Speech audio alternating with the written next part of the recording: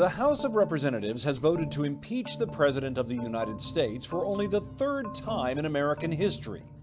Donald J. Trump is charged with abusing his power and obstructing Congress. Now the Senate must decide whether they will convict him and remove him from power. A lot has happened to get us to this point. Let's look back at how it all began.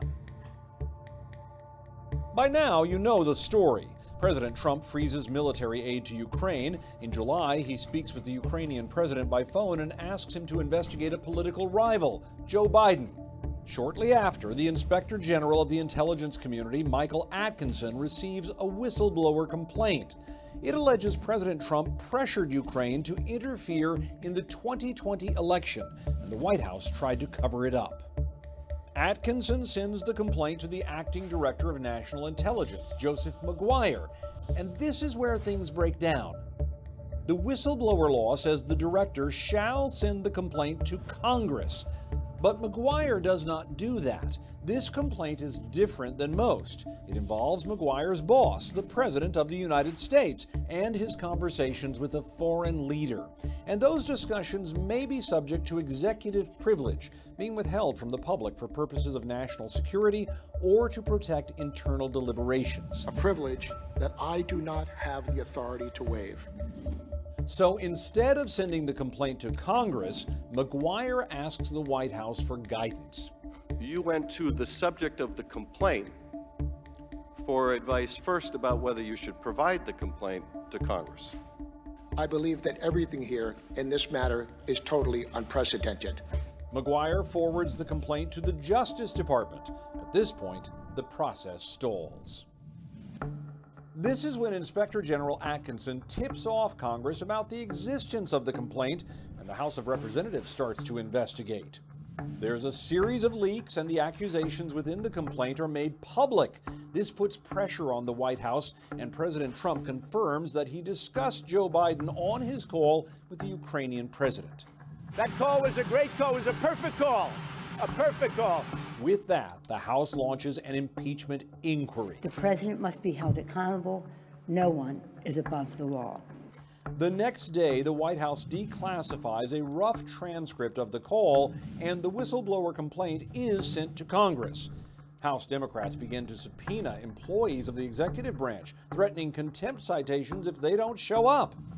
The White House pushes back, saying the entire process is unconstitutional and violates the president's right to due process. The resolution is adopted without objection. The motion to reconsider is laid upon the table.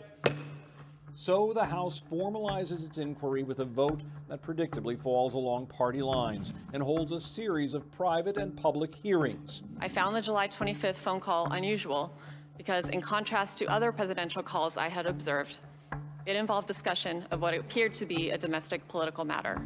I had concerns, and it was my duty to report. Was there a quid pro quo? As I testified previously, with regard to the requested White House call and the White House meeting, the answer is yes. Everyone was in the loop. The Constitution says a president can be impeached for high crimes and misdemeanors, but it does not define what those terms mean. That is up to Congress, and the House decides to move forward. The House Committee on the Judiciary is introducing 2 articles of impeachment charging the President of the United States, Donald J. Trump, with committing high crimes and misdemeanors. And it heads to the House floor for debate. It is tragic that the president's reckless actions make impeachment necessary. He gave us no choice. It is a matter for the voters, not this House, not in this way, not in the way this is being done. It has trampled everything this House believes in.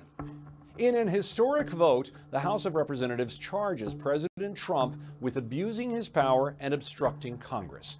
Now it moves to the Senate for a trial where a 2/3 majority would be needed to convict him and remove him from office. In the meantime, President Trump is up for re-election in 2020, which means Democrats and Republicans must strike an awkward balance between pursuing their constitutional duties and protecting their political careers.